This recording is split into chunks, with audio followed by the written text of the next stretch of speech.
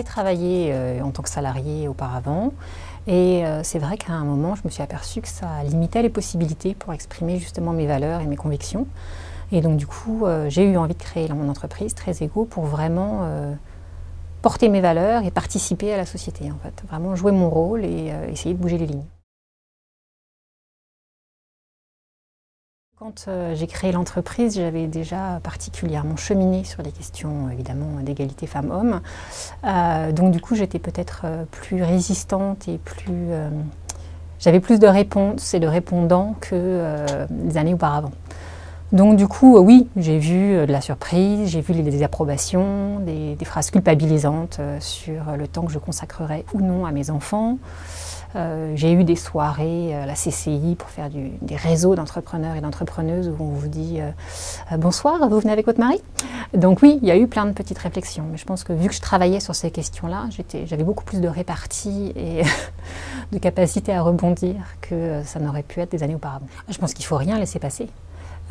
Évidemment, alors après, moi je suis formatrice, donc du coup je vais essayer de faire ça avec pédagogie et humour, hein. L'idée c'est de ne pas braquer les gens. Maintenant, oui, je pense qu'il faut vraiment dans la mesure du possible réagir à chaque fois pour que ça devienne quelque chose d'anormal, ce genre de réflexion.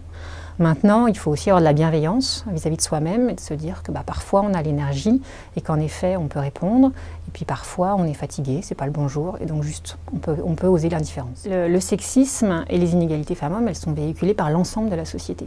Donc c'est évident que ces croyances qu'il y aurait des différences entre les femmes et les hommes, des différences de capacité, des différences de sensibilité, elles peuvent être véhiculées par des femmes et par des hommes. L'ensemble de la société est vectrice de ces croyances-là, de ces illusions-là. La persévérance, parce que c'est long. On ne crée pas une entreprise connue et puissante du jour au lendemain.